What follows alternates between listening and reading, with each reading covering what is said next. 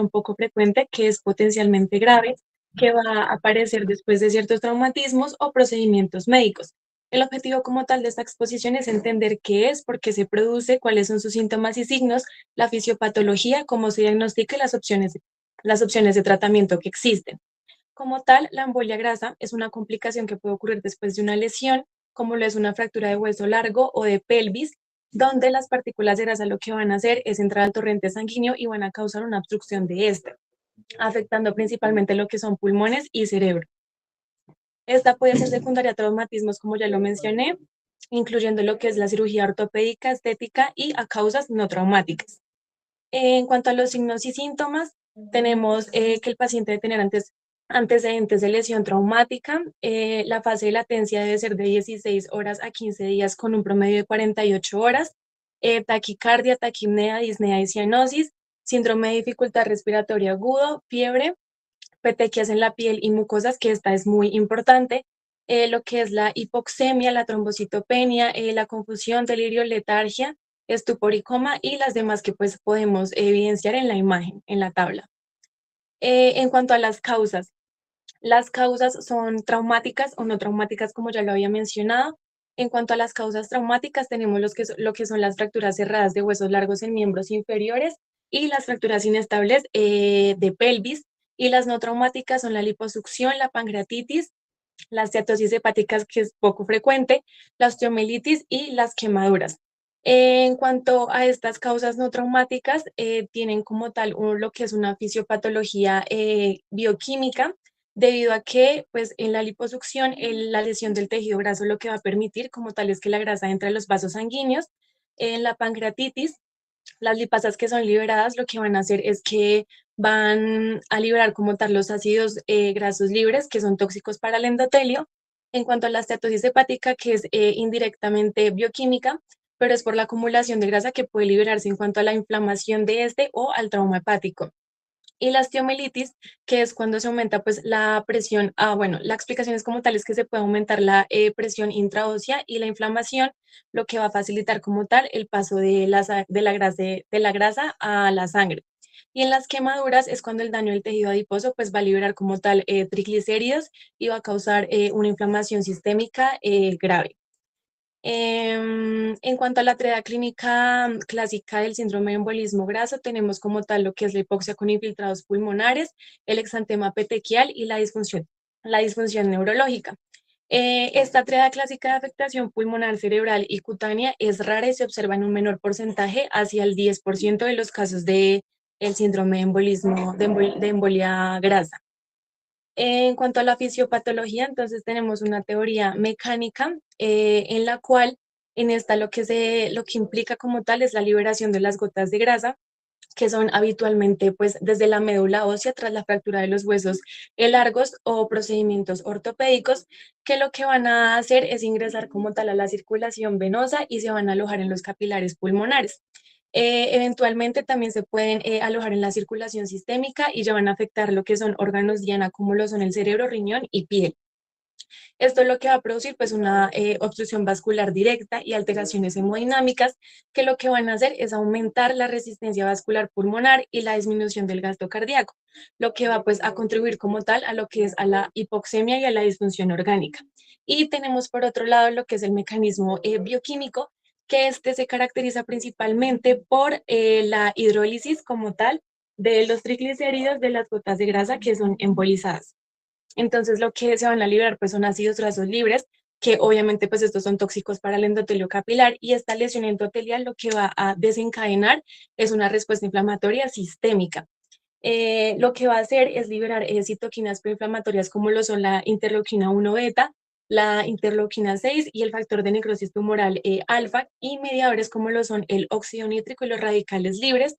Lo que van a contribuir como tal estos factores son a la disfunción de la barrera alveolo-capilar y en casos graves se puede pues desarrollar como tal el síndrome de distrés respiratorio agudo. También lo que se va a observar es como tal, es como la activación de la cascada de la coagulación, que va a hacer una formación de microtrombos y consumo de plaquetas, que va a explicar como tal lo que es la aparición de petequias y alteraciones hematológicas, que son muy características de este síndrome. En cuanto a los criterios y el diagnóstico de este síndrome, pues el diagnóstico es muy clínico y la forma leve de este pues puede pasar desapercibida o puede ser mal diagnosticada, mientras que la mayoría ya de los casos graves se pueden diagnosticar hasta la autopsia. Una forma como tal de objetivar el diagnóstico es utilizar los criterios de Gould, que se requiere un criterio mayor y cuatro menores como tal para el diagnóstico de embolismo graso. En la tablita pues podemos ver los criterios mayores y los criterios menores que se necesitan como tal para diagnosticar este síndrome. En cuanto a los exámenes, bueno, como lo nombré en la anterior diapositiva, los laboratorios no son confirmatorios, pero sin embargo al paciente se le mandan lo que son análisis de sangre, análisis de orina y la gasometría arterial. Como tal, en el análisis de sangre lo que se van a encontrar son niveles elevados de enzimas hepáticas, la trombocitopenia, cambios en los gases arteriales y también se pueden buscar como tal lo que son las partículas de grasa en la sangre, aunque pues esta prueba como las otras no son tan sensibles.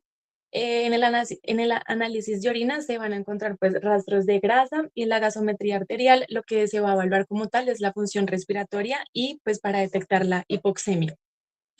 Y ya en las pruebas de imágenes lo que se pide es radiografía de tórax que va a mostrar como tal infiltrados pulmonares difusos, una tomografía computarizada que va a revelar como tal los signos de embolia grasa en los pulmones y la resonancia magnética que pues va a ser útil como tal para evaluar el compromiso neurológico y detectar pues signos de embolia grasa en el cerebro. En cuanto al tratamiento del síndrome de embolia grasa, principalmente es de soporte. No hay como tal un tratamiento que sea específico para este síndrome. Lo más importante como tal es el soporte clínico general. Entonces, se le envía, se hace oxigenoterapia según la saturación del paciente, la ventilación mecánica en casos graves y la estabilización hemodinámica y el control del estrés fisiológico. En cuanto ya como tratamientos que se le mandan como para disminuir los riesgos que tiene este síndrome son los corticoides, la heparina y la aspirina. Em, en cuanto a la prevención del síndrome de embolia grasa, lo que se le hace al paciente pues es como tal una estabilización temprana de fracturas, que es en cuanto a la fijación interna de la fractura de huesos largos dentro de las primeras 24 horas en ausencia de trauma torácico, pues es fundamental para reducir el riesgo de este síndrome.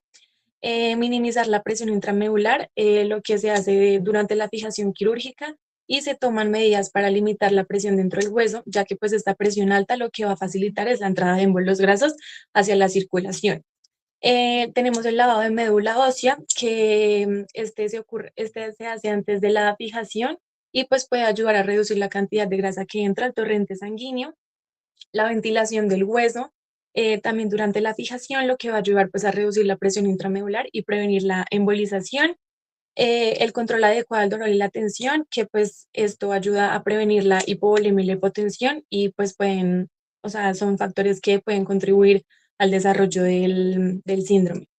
El manejo de la hipovolemia, hipotensión y la hipoxemia para, o sea, se le hace la reposición de líquidos y el soporte respiratorio, pues son importantes ya para evitar las complicaciones graves. La monitorización del oxígeno en sangre y bueno.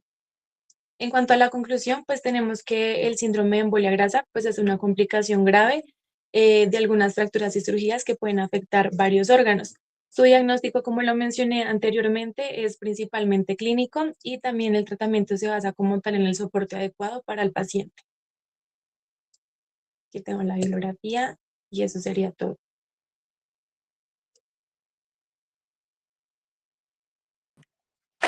Listo, Ana, muchas gracias. Muchachos, ¿alguna pregunta, alguna duda?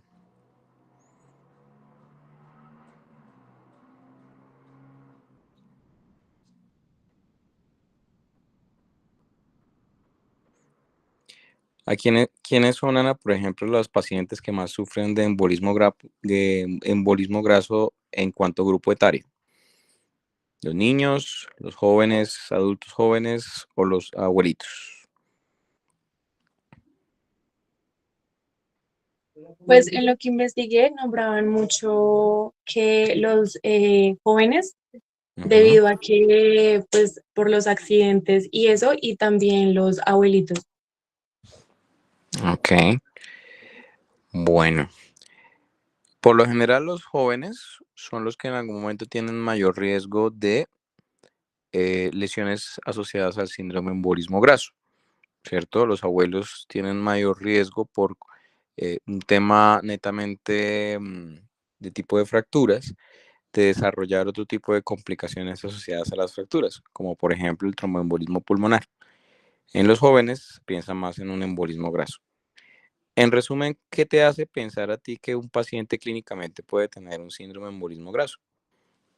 ¿Qué podrías encontrar en un pacientico que le tenga una fractura de fémur, por ejemplo, que te llegue a ti a tu servicio de urgencias, que te haga pensar en que estás frente a un embolismo graso? ¿Qué tendrías que tener, qué tendría que tener ese pacientico?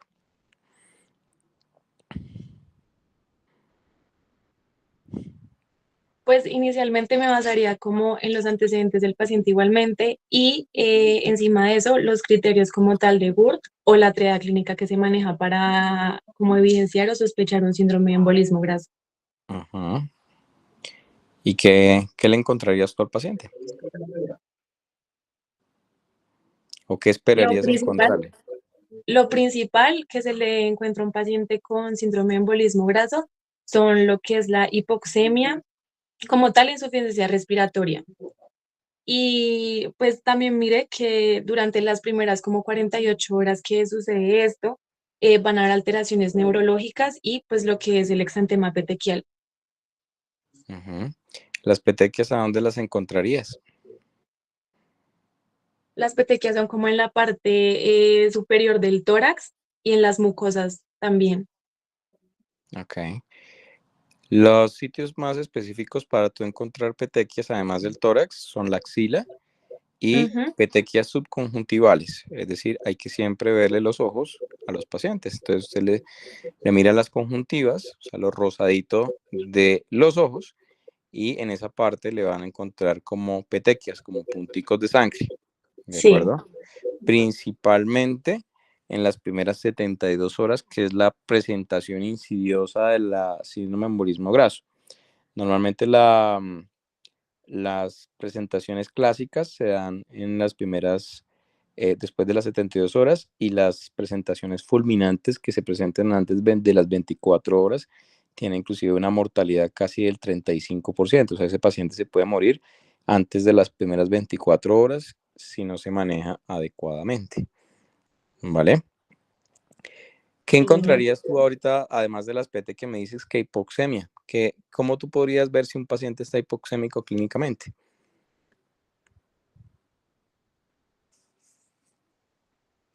Con el oxímetro. Sí, ¿qué más? Bueno, eso es dentro de lo que esperarías en un elemento que te permite medir la pulsoximetría. Pero que, por ejemplo, ¿qué le encontrarías a ese paciente clínicamente? ¿Qué esperarías tú si de pronto está con hipoxemia o hipoxia? De pronto cianosis o frialdad distal. Sí, eso te podría servir, claro que sí, porque ahí no hay una buena oxigenación en las extremidades distales. ¿Qué más? ¿Encontrarían al paciente taquimneico, por ejemplo? ¿Les serviría ese dato? Sí, Eso, ¿qué más encontrarías? ¿Le encontrarías alguna anormalidad en el murmullo vesicular? también O sea, la por los auscultación. símbolos. Sí. Ujú. ¿Cómo crees tú que podría estar de pronto a la auscultación ese paciente?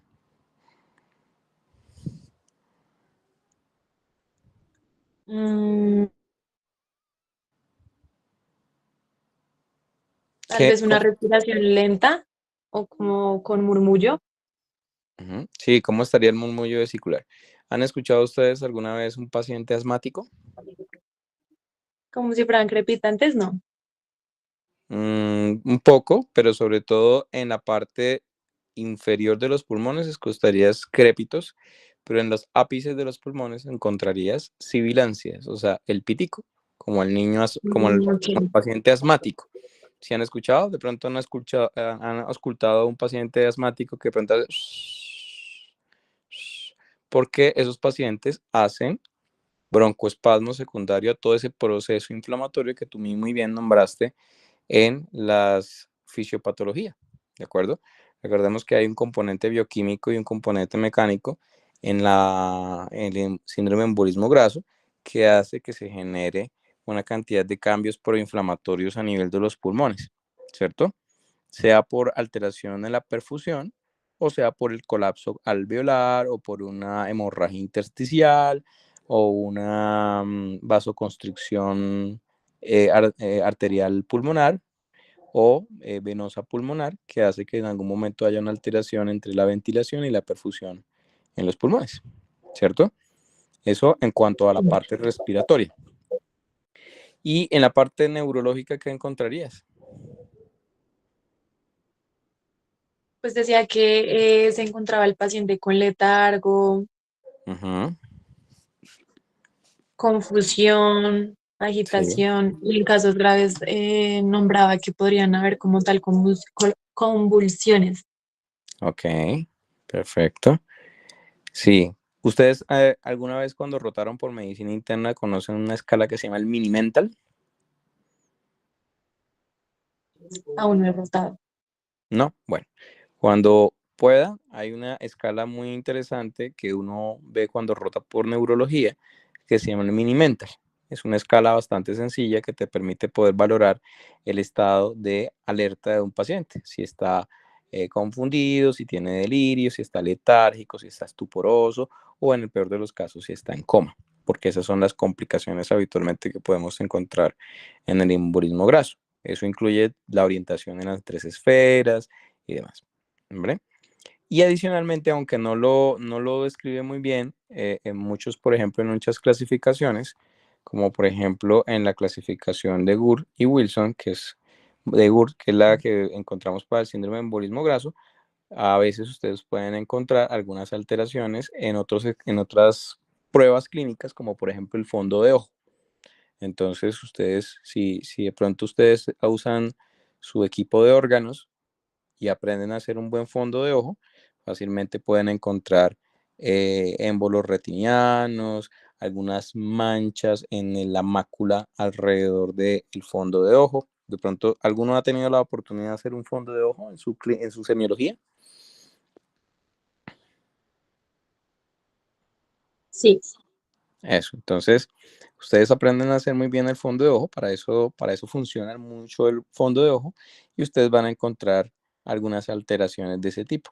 E inclusive el paciente puede referirle a ustedes la presencia de escotomas, ¿de acuerdo? Entonces eso también nos va a ayudar a que haya algo neurológico en ese paciente que obviamente está generando riesgo que pueda generar o que lo hace uno pensar en que está frente a un síndrome de embolismo graso, ¿sí? Entonces, el paciente confundido, letárgico, inclusive pueden hacer hemiparesias, puede haber una parálisis facial, puede inclusive convulsionar, puede estar desorientado en las tres esferas, le hacen ustedes el mini mental y tiene un mini mental bastante alto para alguna alteración neurológica.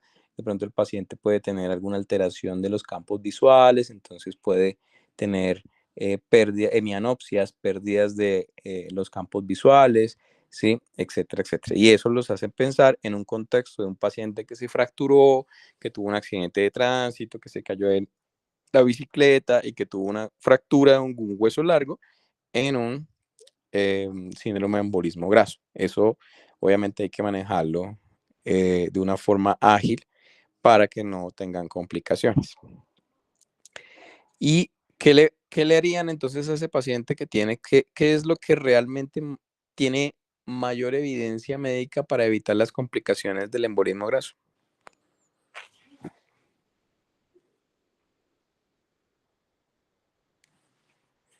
¿Qué tendrías que hacer? ¿Qué es lo primero que, Ana, tú que eres la experta en el tema, harías para un paciente con un síndrome de embolismo graso y es que desafortunadamente es Lo que más evidencia médica tiene en estos momentos para el tratamiento de la síndrome de embolismo graso y que evita las complicaciones. Pues según lo que yo investigué, es como tal la oxigenoterapia del paciente, según la saturación que tenga él mismo. Ya si está muy grave el paciente, se usa lo que es la ventilación mecánica. Y ya como tal, como para prevenir, ya como, se me olvidó, o sea, para prevenir como los riesgos, ¿sí?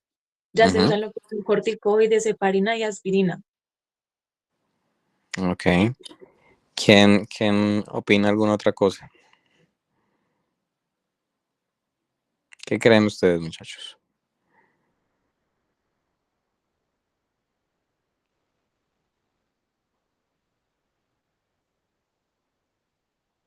¿No? ¿Ninguno? Bueno, sí, efectivamente, lo que mayor evidencia médica tiene que responde muy bien, que tiene realmente una evidencia 1A para el tratamiento, como principal recomendación para el tratamiento del síndrome de embolismo graso, es el oxígeno. Es decir, si ustedes tienen un paciente con toda esa clínica, con la sospecha de un embolismo graso y demás, lo principal es el uso de oxígeno, ¿sí? Ya sea un oxígeno de alto flujo o una cámara de no reinhalación o inclusive según las indicaciones de la gasimetría, el requerimiento de una intubación neurotraqueal. Pero realmente lo que más evidencia médica tiene es el tema del oxígeno. El tema del corticoide, eso está, digamos que en proceso de reevaluación. Anteriormente se pensaba que porque era un proceso inflamatorio, un proceso bioquímico, que hay una degradación de los ácidos grasos, la lipasa y hay una cascada proinflamatoria, pues los corticoides realmente profilácticos ayudaban a que disminuyera todo el tema de las complicaciones y demás. Pero ahí ahorita en estos momentos hay algunos estudios, ¿sí? Inclusive si lo requieren yo se los puedo enviar. Hay unos estudios recientes que hablan que descartan el uso de corticoides que no son de primera línea, sino bajo algunas condiciones muy específicas que realmente funcionan. De resto, no se recomiendan el uso profiláctico o el uso regular de los corticoides para el tratamiento del síndrome de embolismo graso. ¿Sí? Realmente en estos momentos solamente se utilizan para algunas situaciones especiales. ¿Vale? Sí, de hecho, pues de los tratamientos que están ahí, como que ninguno se ha estudiado a fondo, porque realmente o tienen efectos secundarios o los han estudiado como, por ejemplo, la de la aspirina se ha estudiado como tal en modelos de animales. Ujú. Entonces, no se ha encontrado como tal evidencia científica de que realmente sean para este síndrome. Ok, pues sí, perfecto, tienes toda la razón. ¿Y cuál sería la medida que ustedes tendrían que hacer profiláctica para evitar el síndrome de embolismo graso? ¿Qué es lo primero que tendrían que hacer para evitar que esto sucediera? Ahí El- sí, creo que es lo de la fijación de la fractura, la estabilización Así es. en este Entonces, caso. lo primero es que ustedes tienen que aprender a que el paciente no puede estar con la pierna fracturada. Ah, no, que es que me llegó un paciente con una fractura de tibia, entonces yo le dejo ahí acostado y ya. Sí, un muchacho de 20 años que se cayó de la moto, entonces lo dejo ahí acostado y ya. No. Ustedes tienen que aprender a que la inmovilización inicial va a disminuir en las primeras 6 horas después de la fractura el 32% de probabilidad de que termine en un síndrome de embolismo graso.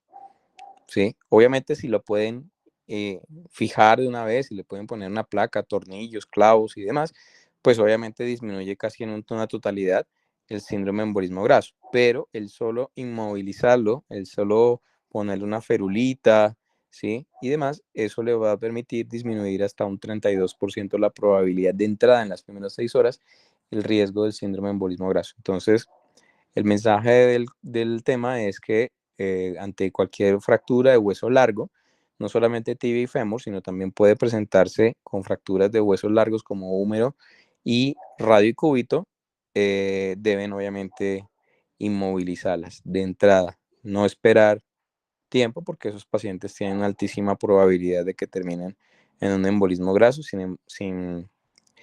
con todas las complicaciones que hemos hablado. Vale. ¿Qué otra pregunta tienen?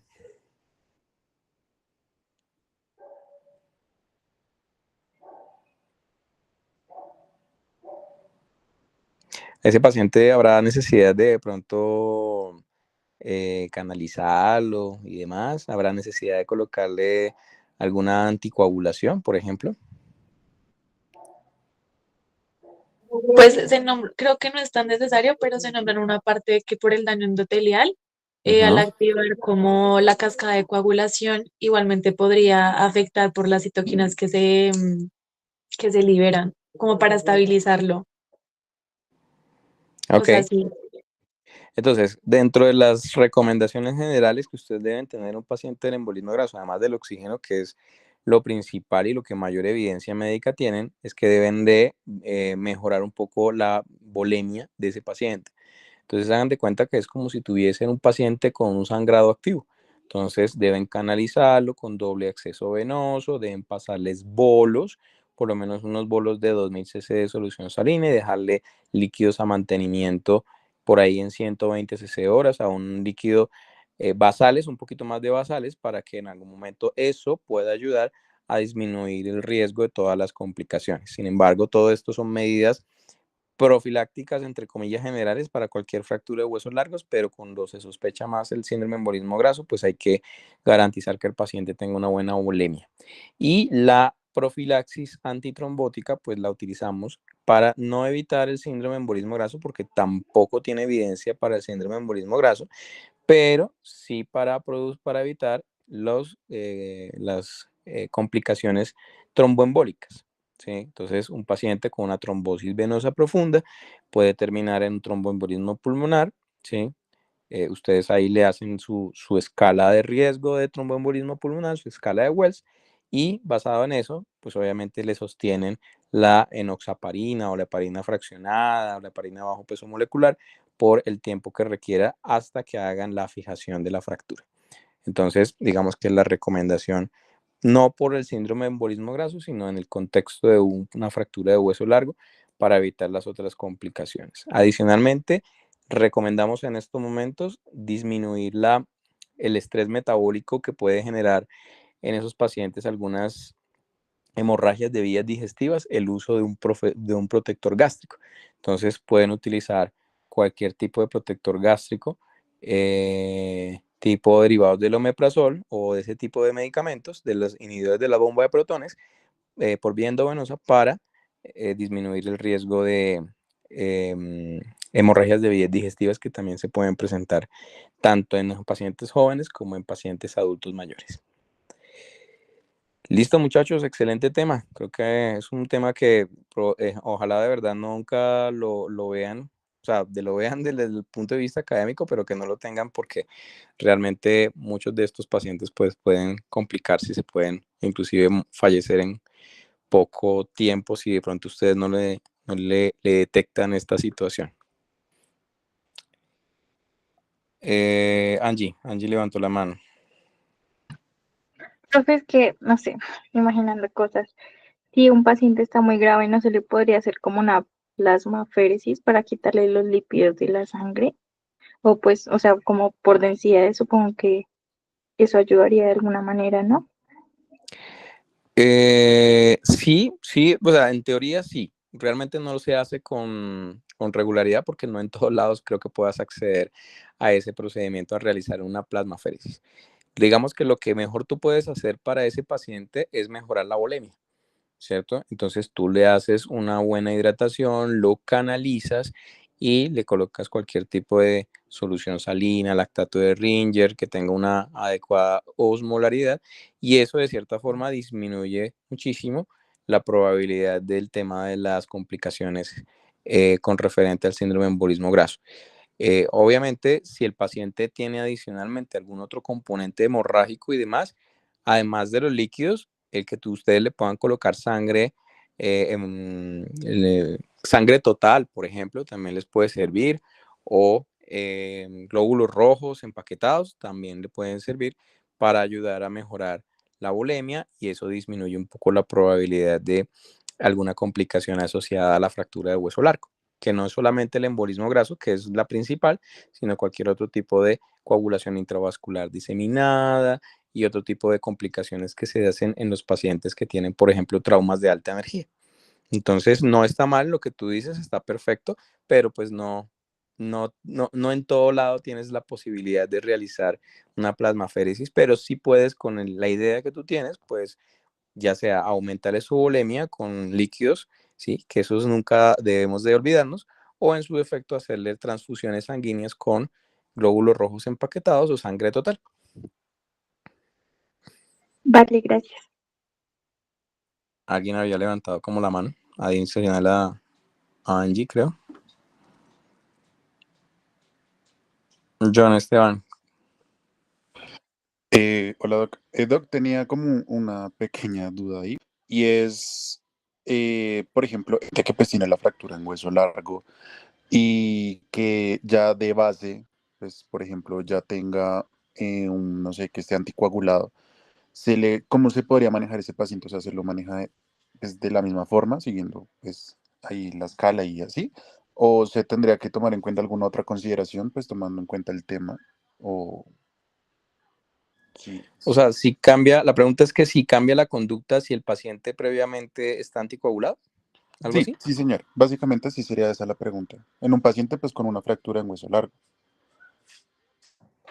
Sí, no habría problema. El manejo no cambia. Realmente ustedes dejan la tromboprofilaxis o la anticoagulación que está recibiendo el paciente por la situación que tenga, que sea prioridad.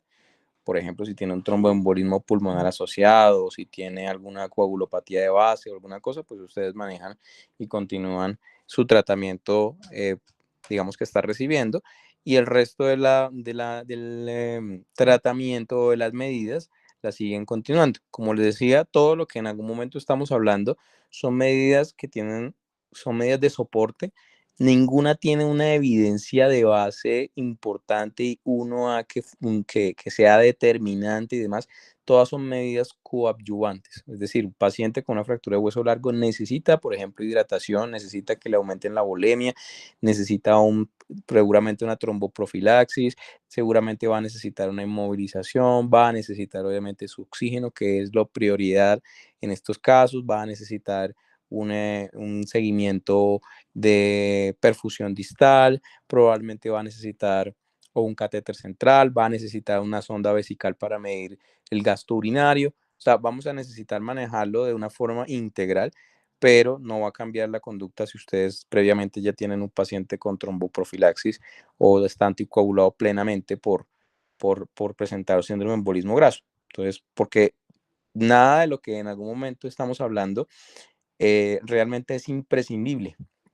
Todo puede variar, pero realmente lo único que tiene evidencia médica que realmente funciona es el oxígeno.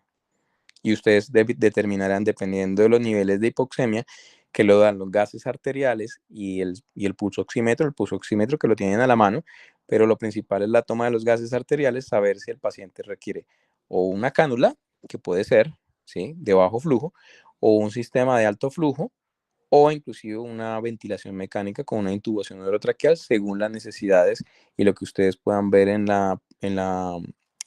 los gases arteriales, ¿sí? Si por alguna razón tienen una presión arterial de oxígeno bastante baja, por ejemplo, pues probablemente ese paciente va a necesitar una intubación orotraqueal. Y si además de eso le encuentran un pH bajo, con una acidosis metabólica y con un bicarbonato también bastante bajo, pues seguramente va a necesitar también el uso de algún soporte ventilatorio adicional.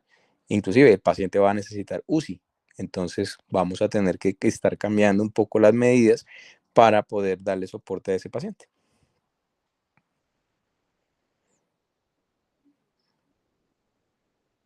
Gracias, Doc.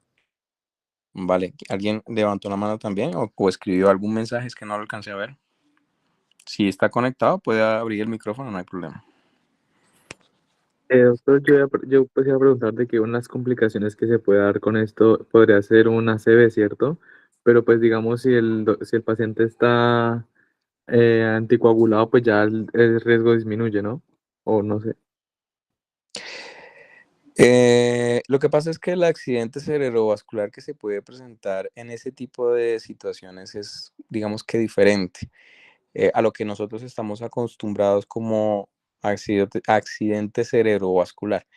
Las principales causas de afectaciones neurológicas es precisamente el proceso inflamatorio que ocasiona esa cascada que está ocasionando la grasa como tal, los ácidos grasos en el torrente sanguíneo y que pueda en algún momento pasar la barrera hematoencefálica. Pero pensar en que la fisiopatología de este síndrome de embolismo graso es igual a la ACV, ¿sí? Al ACV isquémico o al ACV hemorrágico y demás, y que de pronto la anticoagulación le va a prevenir el ACV isquémico, pues no, no, porque son componentes fisiopatológicos completamente diferentes. La real indicación de la tromboprofilaxis es para evitar otro tipo de complicaciones diferentes al ACV isquémico que esperaría uno, y la principal es, uno, la coagulación intravascular diseminada que se produce por el mismo mecanismo del trauma, y dos, por la trombosis venosa profunda que puede conllevar a un tromboembolismo pulmonar, pero son fisiopatologías diferentes a algo cerebral ocasionada, por ejemplo, un paciente hipertenso que hizo un trombo hacia la cabeza. Es una fisiopatología completamente diferente, ¿sí? Parecen y se tienden a confundir, pero la fisiopatología del embolismo graso al tromboembolismo pulmonar o al accidente o a la coagulopatía secundaria, pues es diferente. Entonces probablemente no le va a tener ninguna inferencia con el tema del tromboembolismo pulmonar.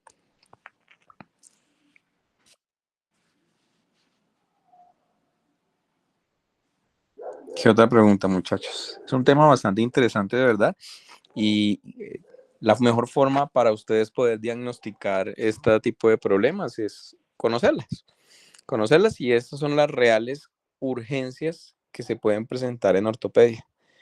A veces uno de ortopedista, les cuento, uno no lo sospecha precisamente porque uno cree que eso es algo que no lo ve uno de ortopedia, sino que lo ve el internista. Entonces, pero realmente estas son patologías que les compete más a los ortopedistas porque la causa es ortopédica, ¿cierto? Como una fractura de hueso largo y demás. Inclusive, muchos de las presencias de síndrome de embolismo graso no son propias de la fractura, sino de la técnica que se utilice para la cirugía y la fijación. Por ejemplo, nosotros cuando colocamos clavos endomedulares, por ejemplo, un clavo de tibia, un clavo de fémur, no sé si han tenido la oportunidad de entrar a alguna de esas cirugías, nosotros rimamos, hacemos una apertura al canal y con una fresa que es como un motor que da vueltas, uno abre y como que hace un hueco más grande al canal endomedular del hueso para poder meter el clavo.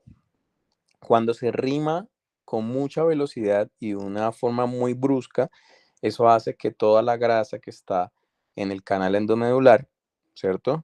Esa grasa endomedular va a migrar por los vasos sanguíneos endósticos a la circulación sanguínea y aumenta el riesgo de síndrome de embolismo graso. Entonces, a veces puede ser iatrogénico el embolismo graso.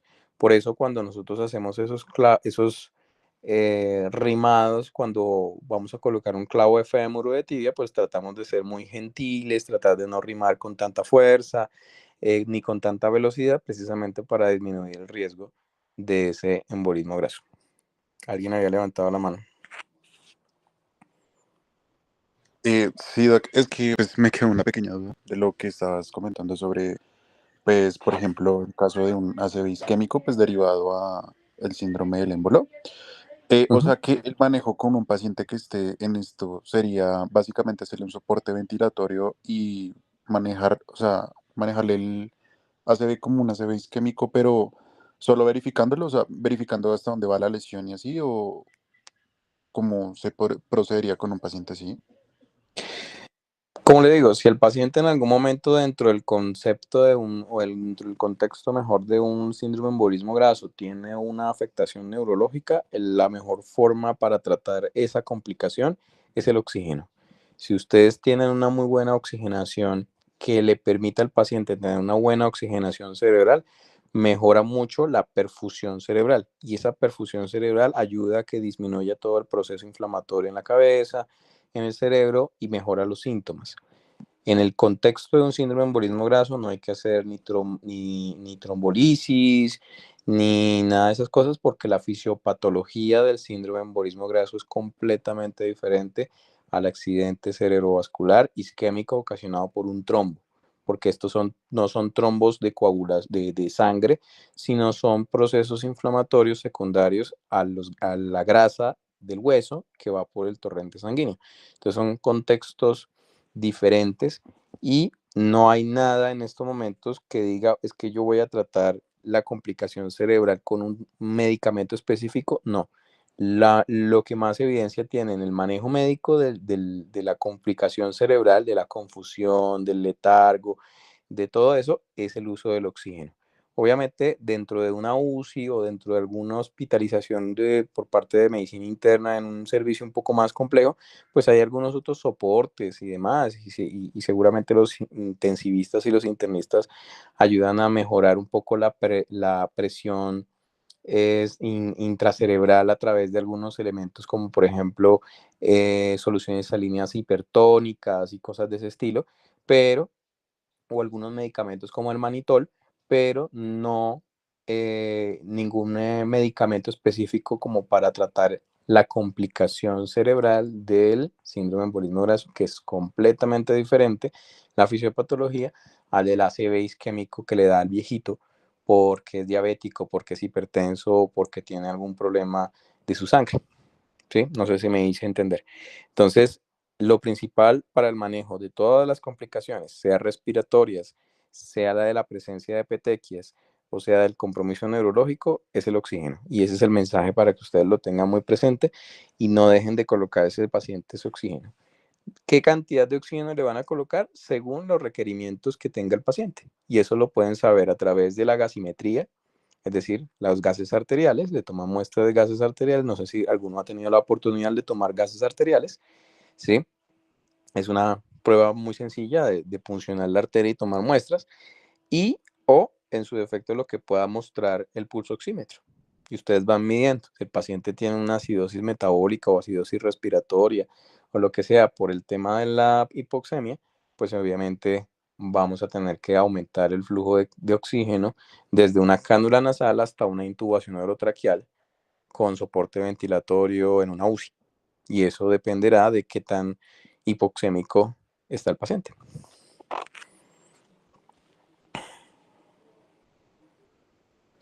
Gracias, Doc. Vale, ¿qué otra pregunta, muchachos? Este es un tema bastante interesante.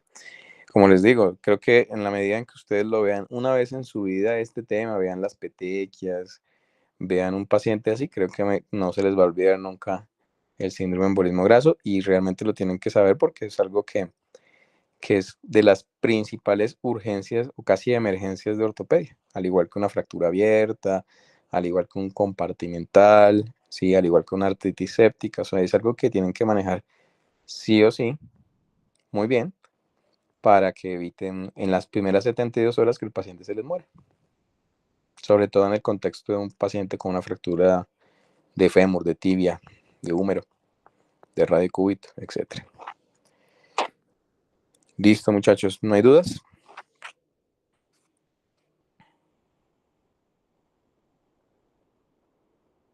No, Doc. Bueno, Angie, cuéntanos, levantaste la mano. Es que yo he visto que hay varias fracturas, digamos, de tibias. Eh, perdón, las clavículas no cuentan, ¿cierto? Aunque la clavícula sea un hueso largo, es un hueso que es bastante pequeño. Entonces, digamos que el porcentaje de grasa que se pueda tener en una clavícula, pues no va a ser lo suficiente como para producir un síndrome de embolismo graso. Entonces, no es, no es como significativo que una fractura de clavícula te pueda producir esa complicación. No, en medicina no hay nada exacto, ¿no? Y pueden haber hasta casos, ¿sí? Pero es muy poco probable y es bastante raro. Por eso, por lo general, hacemos más énfasis en los huesos más grandes. El radio y el cúbito, el húmero y el tibia y la peroné. El tibia y peroné y el fémur. Pero la clavícula, pues es muy poco probable. Pero pues se puede presentar, ¿no? De pronto deben haber hasta casos por ahí reportados, pero es muy raro. Ok, gracias.